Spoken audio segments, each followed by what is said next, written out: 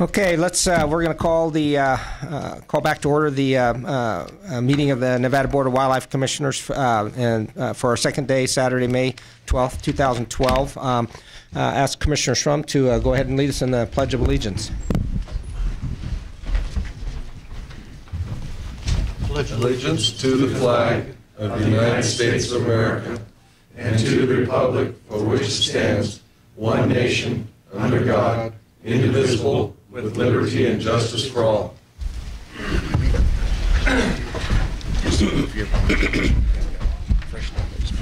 Suzanne, would you go ahead and call the roll for the commissioners, please? Chairman McBeath. Here.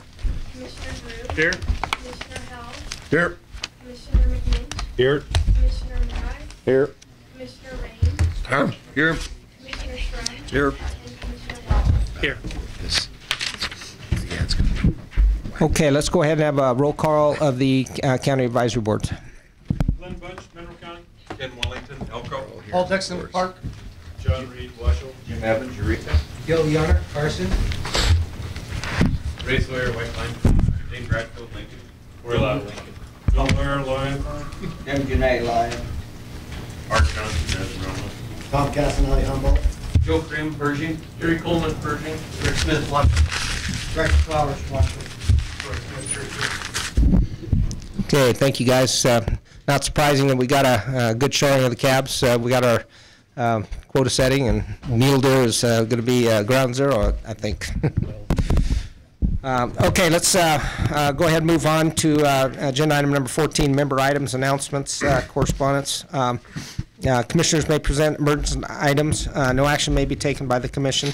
Any item requiring commission action may be scheduled on a future commission agenda. Commission may review and may discuss correspondence sent or received by the commission since the last regular meeting and may provide copies for the exhibit file. Commissioners may provide hard copies of their correspondence for the written record.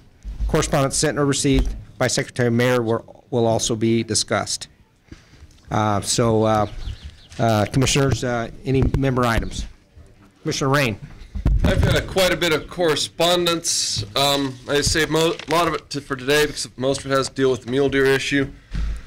One piece of correspondence that I did receive, actually from, I believe it came through the director's office, forwarded to us, was the letter in the Sacramento Bee. I believe it was referenced yesterday in public comment by someone. And, you know, I'm a little bit troubled by this, as, you know, the project, this letter, this article, excuse me, in which our mule deer biologist was quoted, basically heavily criticizing the effectiveness of a project that Wildlife Services was doing.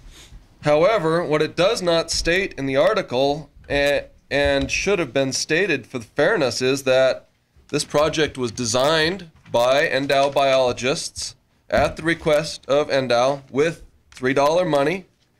NDOW biologists were in charge of all the biology, and they picked everything. I was there present at many of the meetings that went on, and I'm certain that Mr. Wasley, as mule deer specialist, either had opportunity to have input on the project or did. I believe he did have some towards the latter part of the project. And it does not appear appropriate that an NDOW biologist be criticizing another agency for implementing a project that was designed and funded by the Nevada Department of Wildlife. So either we've got, saying we did it, this would be did NDOW design it to fail and therefore it failed, or did they design it to succeed and it failed because Wildlife Service did a really bad job? It didn't appear that at least anybody on the committees that were dealing with this, that they did a bad job. Sound like they did quite an outstanding job, in fact, of doing exactly what NDOW had requested them to do. And then further, this little, I don't know, call it excerpt of, or review of that project was not anything like what had ever been brought forward to the committee over the years this project has existed, saying basically it didn't have any success because the facts of the matter are exactly the opposite. I mean, this is bad, wrong information. Every fact in here is wrong. Every area surrounding it has decreased deer population according to NDOW numbers over the years. not 1 year, not 2 years. Numbers are not just cherry-picked. It's a slide around it, and it has been going up and up. Now, you know, maybe it's due to some other factor. It's awful coincidental that it's the only one in that whole area. Every unit surrounding it going down, it going up. That was interesting, but thank you for, thank the department for forwarding me that piece of misinformation that was put out in Sacramento Bee. A bunch of the correspondence I got from people. Let me read one that came out. This would have been from a Patrick Laughlin, and this is talking about the Elko CAB meeting, so he would not be able to hear. Please read this. It's pretty brief. Attended the May 7th Elko CAB meeting, observed over 40 hunters, outfitters, ranchers, and other concerned Elko County citizens claim their displeasure with NDOW proposed increase in buck and doe tags for the fall of 2012. As stated in NRS 501-297, the board shall solicit and evaluate local opinion, advise commission on matters related to management of wildlife within the respective counties. It was apparent by the way Mr. Wellington, Mr. Hanks, and Mr. Mendai voted that the Elko County Advisory Board did not evaluate local opinion and only wanted to push forward to the State Commission the endowed biologist agenda. It's apparent to me that any recommendation Elko CAB makes, State Wildlife Commission, and mule deer quotas should be null and void, as is not what the citizens of Elko County requested. There was only one member of the public that voted for the matter, or that approved of the matter. Other stuff. Else, I'm in Elko. Let's go with Elko. And actually, this one I'm sure you got, and you're probably we're gonna read. But since I'm here, it was in direct reference to a email that chairman sent out, which was, and I'm sure that most all the cabs have read it, but basically stating a bunch of guidelines. As you're aware, NDOW's made hunt quota recommendations, 2012. I'm sure other commissioners have as well. Started receiving calls from cab members, mostly about mule deer. Will personally not likely be swayed by unsupported requests to lower quota recommended by NDOW, not consider information on a unit group hunt by unit group basis that is relevant to the hunt quota for that unit group. I will personally consider the following information as well as any other information that is relevant to the recommended quota: current buck-doe ratio, projected buck-to-doe ratio after 2012 hunt, historical buck-doe ratios over the last 3 to 5 or so years, historical incidents of winter kill, bad winters, number of tags recommended for other hunts in the hunt group, other information is relevant, tag quota recommended by NDOW, and just the basic points of it. Realize this is late. The one response from an Elko County Commissioner that I'm sure you're probably going to read was, Dear Chairman Beth, I read your email with interest. As an Elko County Commissioner in Elko, I must say I disagree with the quota numbers being recommended. During our CAB meeting last night, we had several hunters, ranchers, and guides who were in opposition to the recommended quota numbers for mule deer. I anticipate that regardless what the public wants, the recommended hunt numbers will be approved. It concerns me because as a county commissioner, I do my best not to make up my mind until I have been presented all the facts and listen to the public. I can't cite any sound science to support my position.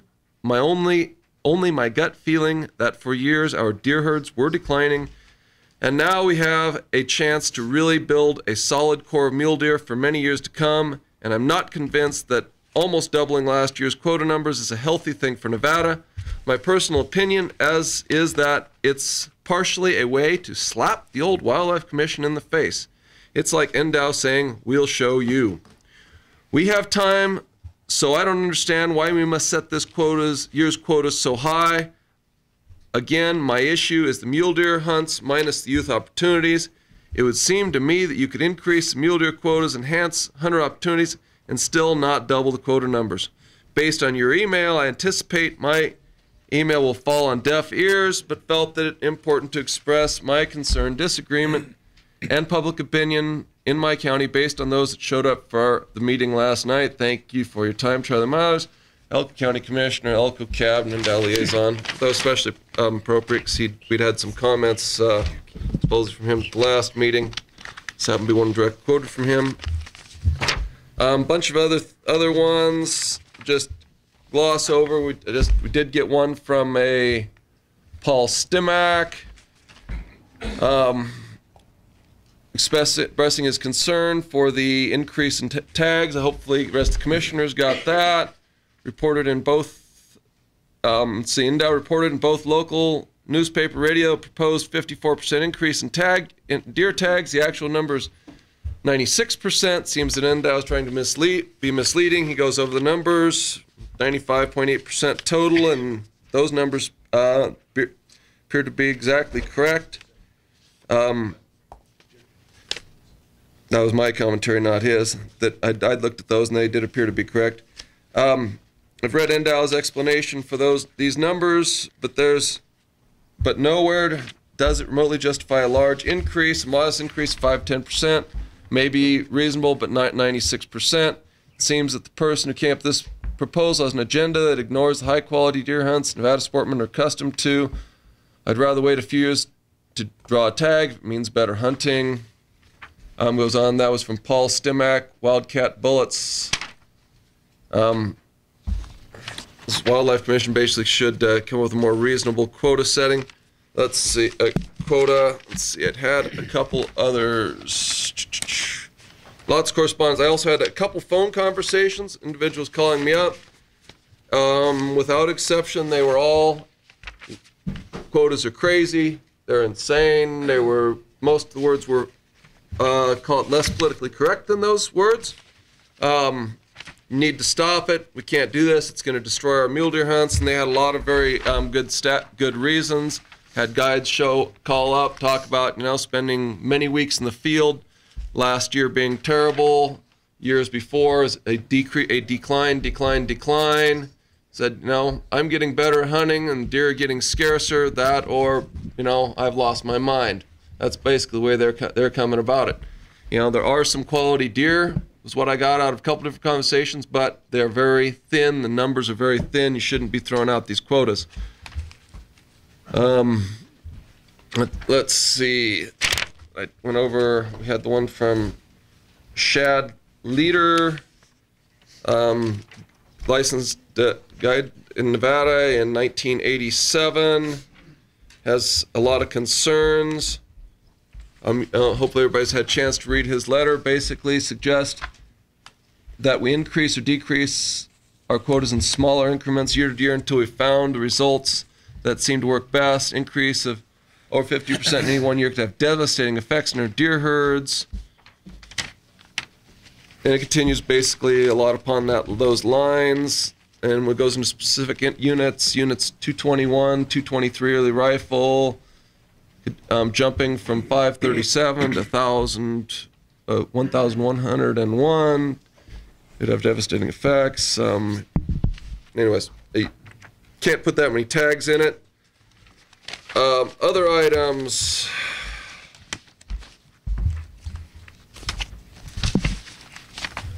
Of my own, I was. That was mostly the correspondence. I'll get the other stuff when I actually get into the quota setting. Thank you. Any other commissioners with a member item? Commissioner Rob? I have one. The other day at the beginning of the bear meeting, Commissioner McNinch brought up an item that I think it's worth noting again, since many of you weren't there. The gentleman that used to come to this meeting on a regular basis that many of you knew, respected, we all respected, a champion for wilderness, a champion for black powder, a champion for hunting in general. Mr. Dan Hines passed away, and I think it's worthy noting that he passed, and that we will all be not as well informed, and he was very good at these meetings, and we will miss him.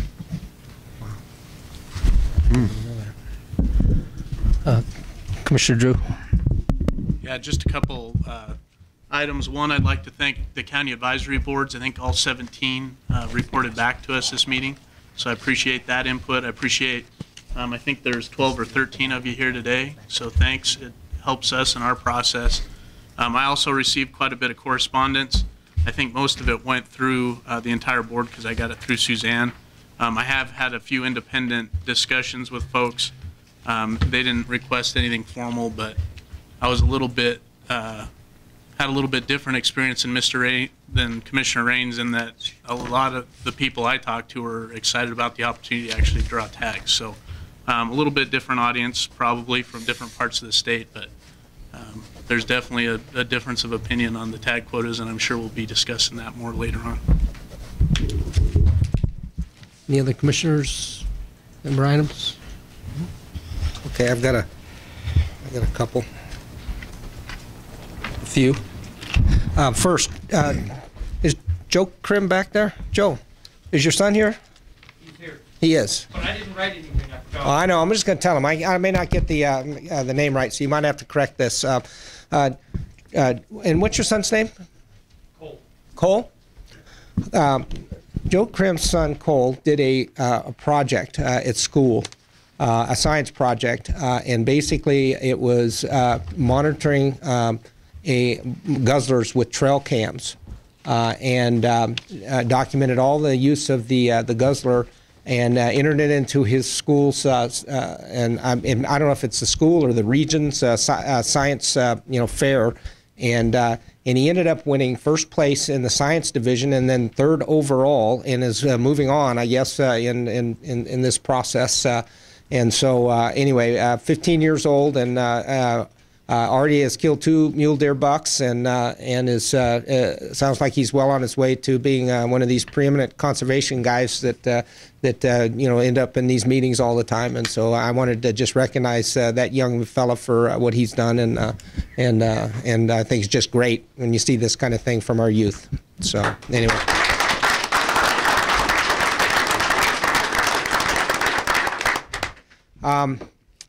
I got word.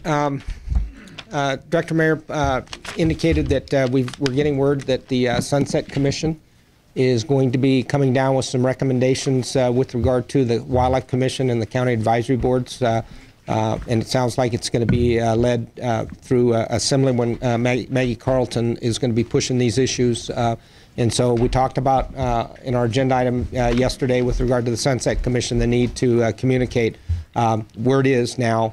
Very official that committee is going to make some recommendations that are not in our best interest, and so I would encourage all of the county advisory boards and all the sportsmen and the sportsmen's groups to get those communications to this subcommittee as soon as possible. And this isn't where it's going to end. We're going to also push forward with the Legislative Commission and obviously with the legislature itself. And so anyway, it's something we all should be concerned about, and I hope that everybody treats that issue seriously, because it's going to be something that we're going to be dealing with in this legislature coming up 2013. Chair, question on is that when they come up with these recommendations, is that going to be at the May 30th meeting? I think you. That's actually, but I don't think we're going to have any ability. I don't know. We can probably go through public comment. If you go to that meeting, you can probably say something about it in public comment.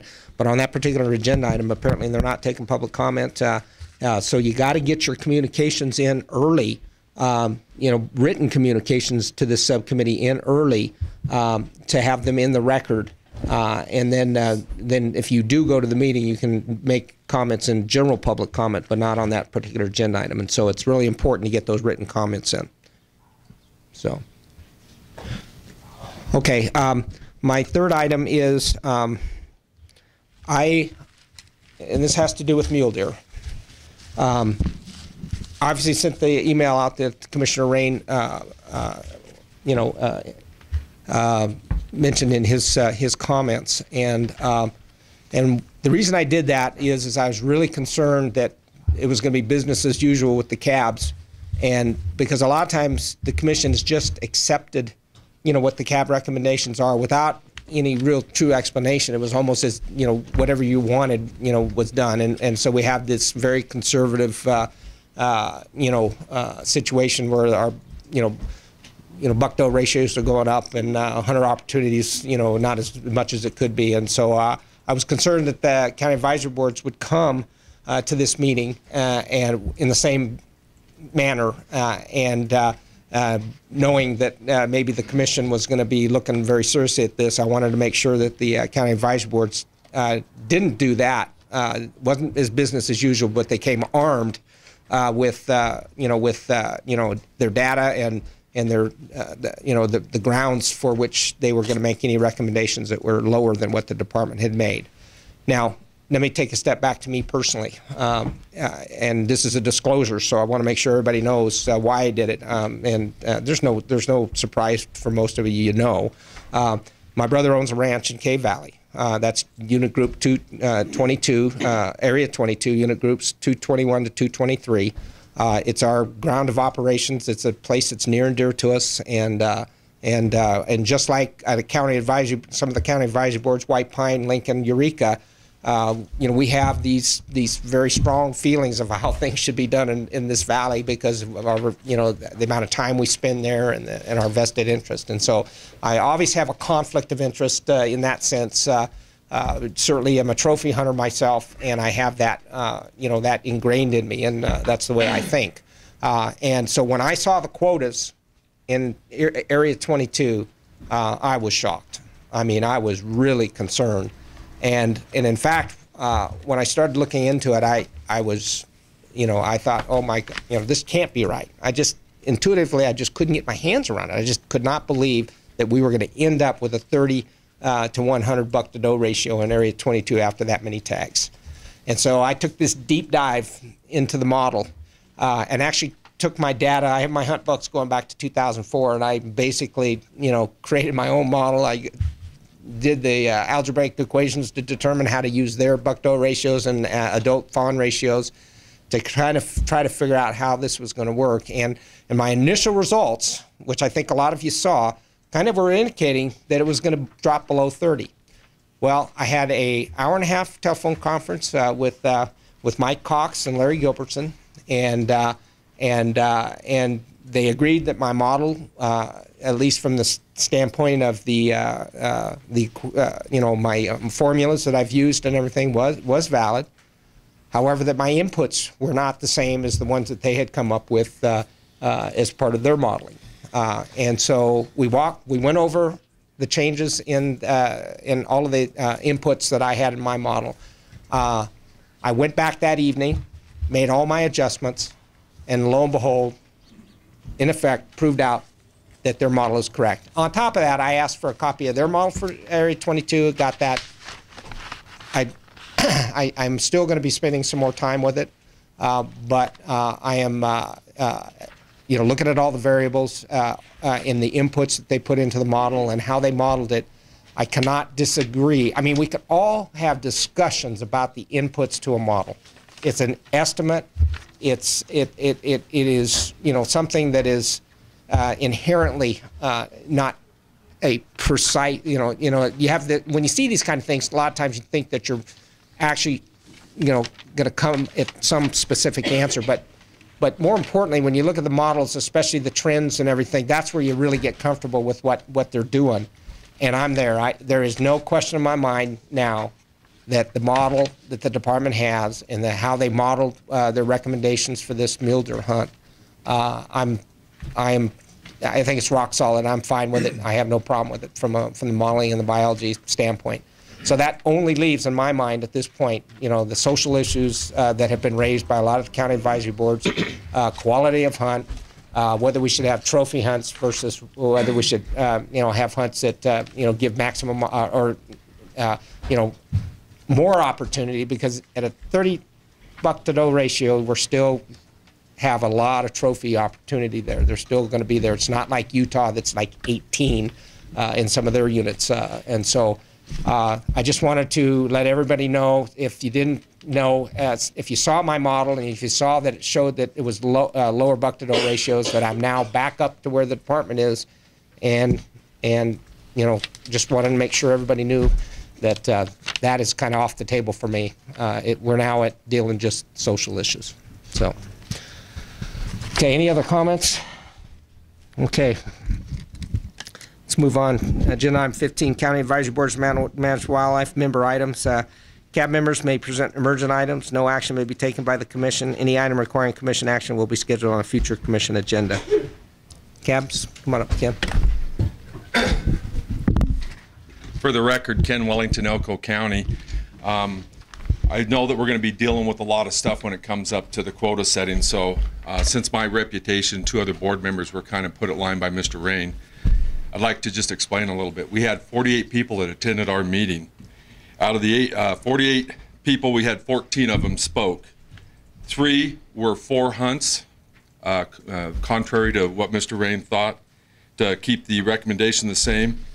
2 contacted me just prior to the meeting, said they did not want to speak with the group that was there, but they did support the hunt.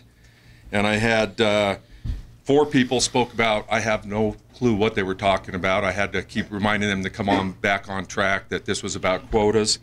And 7 of them were actually talking about cuts, doing the reduction of the cuts. Going into this meeting, especially after reading your letter, it kind of helped me towards what I was looking at. I created my own score sheet for what was going to happen because I knew there'd be controversy about this. I put at the top of that, I put three columns in order. My number 1 responsibility was to the resource. My number 2 was to Elko County. And number 3 was the sportsman, ranching, and the public. And I put those all in one column. I went down and I listed the individual that spoke. I put out what they represented. If they were card holding, tag holding, carrying a license, they were sportsmen. If they did not, they were general public, classified. Didn't make them any less, any different. I just was looking at what they had to gain or lose from their testimony. If they were ranching, they got an R out by their name. I went through and I bullet pointed everything that was said at my meeting by every speaker that spoke. I had my note here. I had conversations with Commissioner Myers the following day. I invited Mr. Myers to go out to my truck and get my notebook, and he could see my score sheet of where it was. On the score sheet, there was not one piece of evidence that contradicted the recommendations put forth by the department. Seeing so, at that time, I made my determination to stand with the department on their recommendations, and I just wanted to make that clear. The other 2 gentlemen that sit on the board that he's referring to that voted with this, one most of you know, his name is Don Hanks. He's a veterinarian and a professor at UNR and teaches. He's very knowledgeable, probably one of the most respected individuals that you guys had ever met if you have met him. The second one is Candido Mendiv, dedicated his life, hundreds of hours every month to wildlife enhancement and the resource. That man is out at the trap and transplants. He's out putting the stupid little sagebrush seeds in. I mean, that's what this guy does. And so to question their integrity or their hearts bothers me a lot, and I just wanted to make that clear, to clarify where we were with our recommendations. Thank you. Dr. Dixon? For the record, Paul Dixon, Clark County. I have 2 comments. One, yesterday when we talked about bears, we had the bear experts come up and speak from both the Department of Wildlife and the No Bear Hunt thing. We talked about, publications and peer review. I'm a PhD scientist. That's why you guys call me doctor with a big grin on your face, because I do have a PhD. But point is, I have over 50 peer-reviewed publications. And one of the things is not having a peer-reviewed publication, which is a tough process, as was described yesterday. But it really comes down to, with a peer-reviewed publication, how many times is that publication cited? It's called your citation index. How important is that literature? And the Lackey and Beckman et al. Papers are cited a lot, which means that people see those as seminal papers as to understanding bear population statistics, and they're cited a lot, which to me speaks tons to the credibility and importance of those papers in the scientific literature. Stop there. The last comment I wanted to make really comes down to the whole mule deer season harvest. Clark County it's the largest population county, and you have a lot of tags that are applied for down there when you look at it, and a lot of tags are issued in Clark County. For Clark County residents, it isn't so much the quality of getting a buck, it's being able to get out in the field. They live in the city. These guys want to have the opportunity to tell their boss, hey, I got a deer tag, or my buddy does, and I'm going to go help them. It's their excuse to get out of the house and out of Clark County for a week. In Clark County, I ask, like Ken Wellington, are there any scientific reasons why the NDOW numbers for mule deer are wrong? And not one bit of public testimony that came up and talked about things. Although people talked about congestion or worrying about things, nobody came up with one scientific reason why the NDOW numbers couldn't be followed, and we voted unanimously to follow NDOW's recommendations. Thank you.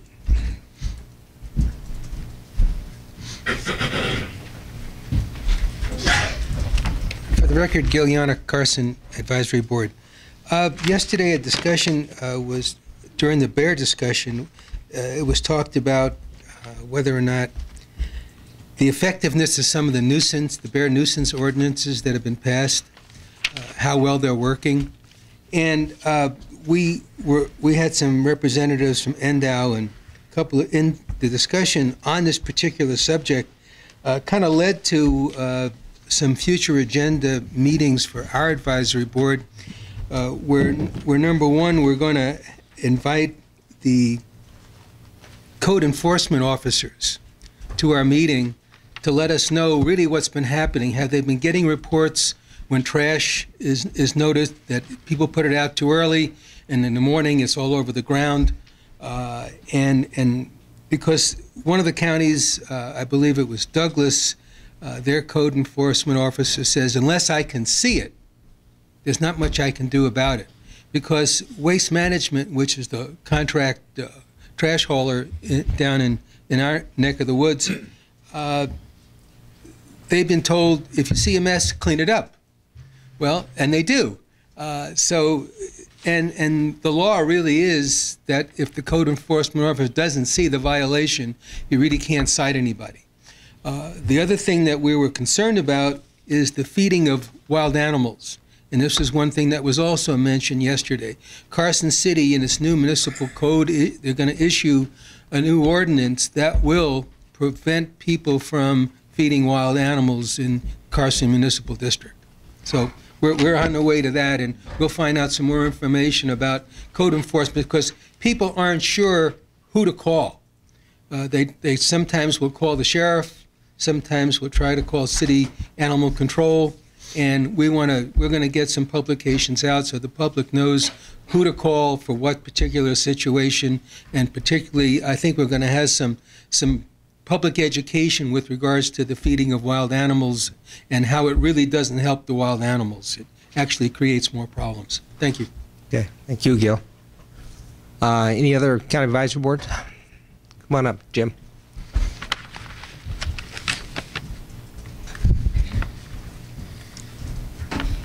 Jim Janay, Lyon County Game Board. I've been sitting in these meetings, and we've gone up and down. I've been sitting in them since first one was 1960. We've had a lot of this, and I've been on both sides. When I started out, I was a youngster, and everything the department did was wrong. We needed to really take care of them. Well, over the years, we've kind of learned that the department, we hire biologists for a reason. They are educated, they have the numbers, they know how to work them, and they put them out there. I've done just like Ken was saying, set and done these myself. Unfortunately, it always comes back that I wind up with the same numbers as the biologist. There is no way that we're going to get out here and make a big change in anything. The animals are there. The animals are going to control this, and any time you think you've got it right, that animal is going to turn around and show you, hey, you're wrong. So, yes, we're trying to please a certain number of people. We have these out here. I had one that hit me, and he wanted less tags. Why do you want less tags? Well, when it got down, he wanted to be the only one hunting the area. Impossible. We cannot handle those type of people. I'm sorry. So, you know, as you go into it, especially the younger people on the cabs, remember that we do have a good basis working behind us. I didn't always believe the biologist.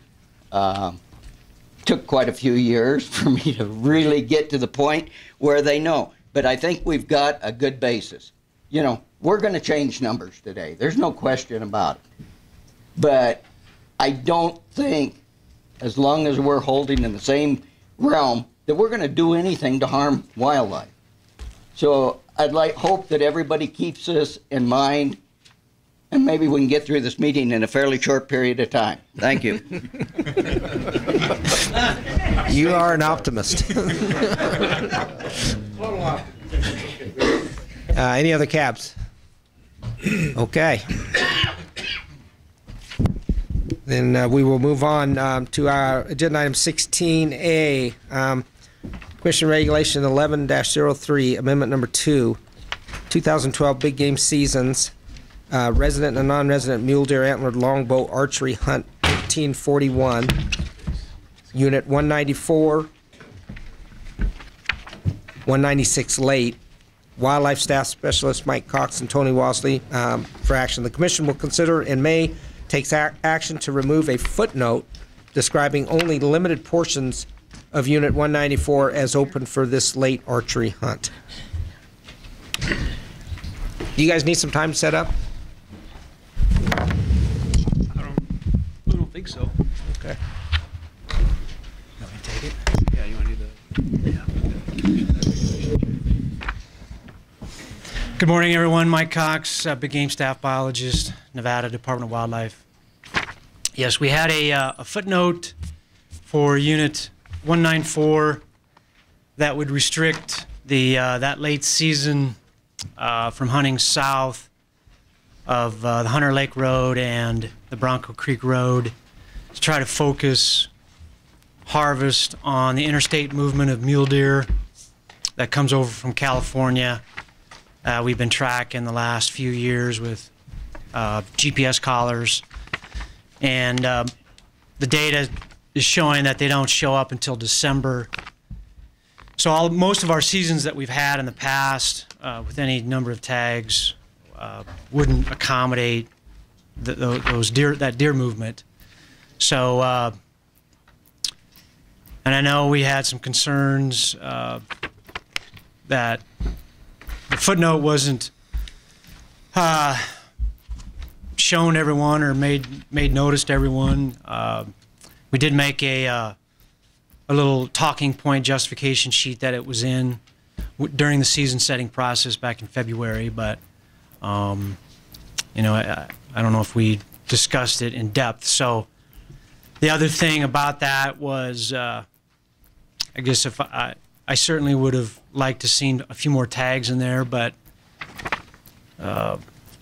there's not a large tag quota for that season this year. So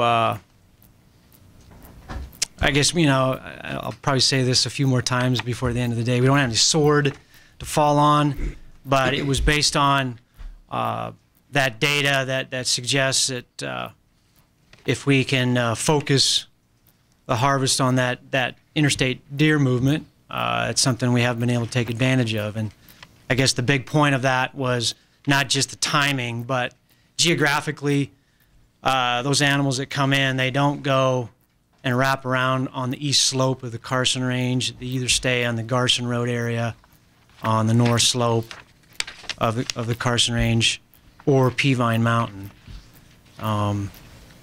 So that was the intent of the footnote.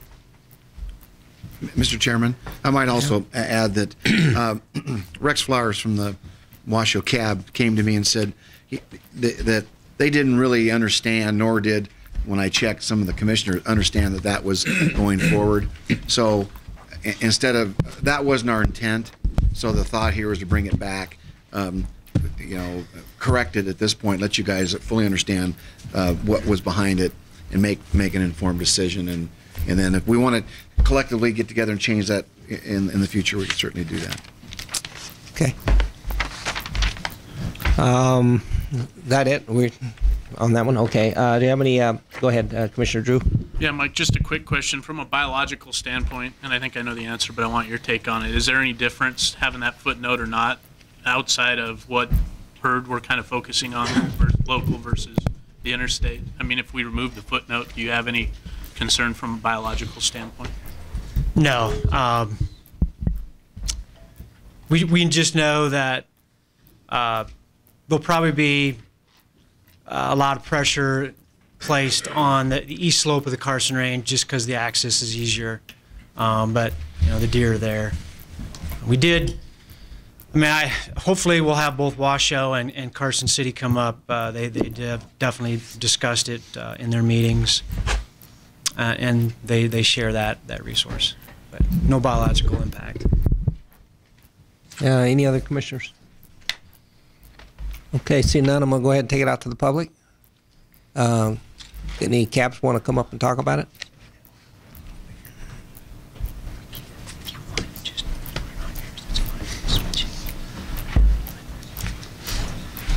Good morning, gentlemen. Rick Smith, Washoe Cab. We had quite a discussion on this, and we posed, I think, pretty fair amount of questions to Mike and his group. And basically, if I understand right, that they're just trying to limit pressure on the south end, and there is very limited amount of tags. We're talking 4 tags, you know. So our cab felt there was no need for this footnote because really, with 4 tags, you're not going to create that much pressure. And the hunters, if they want to hunt the north end, they certainly have the ability to do so. But we don't think it's right that we should limit them not to hunt the south end. So that's our stance. Okay, thanks.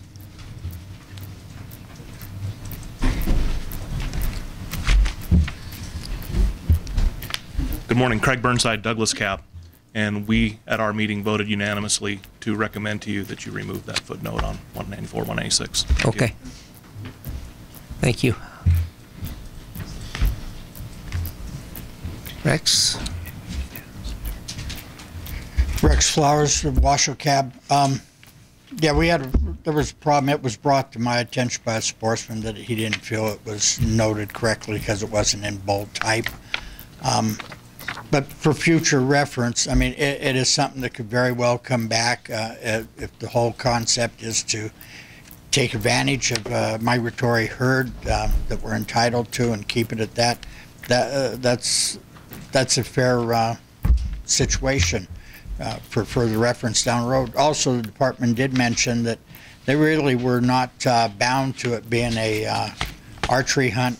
It could be any weapon class. So that's something we're going in next year, new season setting for a 2-year period. This will be the 2nd season for the archers. Maybe we can rotate this special hunt around to muzzle loaders and to any weapon class. Thank you. Okay, thanks, Rex. Okay, any other public comment? Come on, Gil. For the record, Gil Yannick, yes, Carson Advisory Board also supported the department's recommendations on this. Okay. 100%. Thanks. Is that it? Okay, I bring it back to the commission. Any other commission comment? Okay, seeing none, I guess I'm looking for a motion.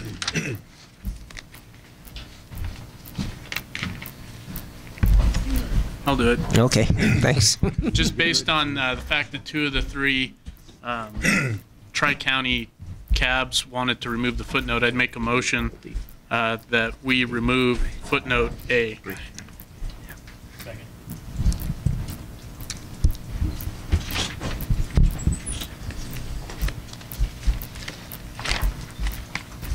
Okay, just a point of clarification. Does that mean that we are approving the this agenda item as presented by the department, or is there a limitation based on that your state? I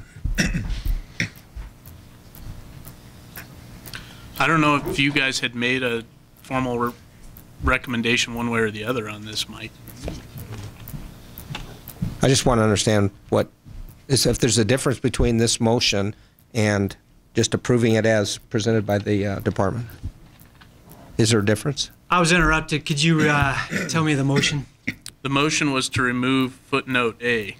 And I think what Chairman McBeath's asking is, was there a formal department recommendation on this, one way or the other? Yes, the CR. The CR. What you have before you. So the recommendation would be with footnote A, correct? To support this. Support it. Right.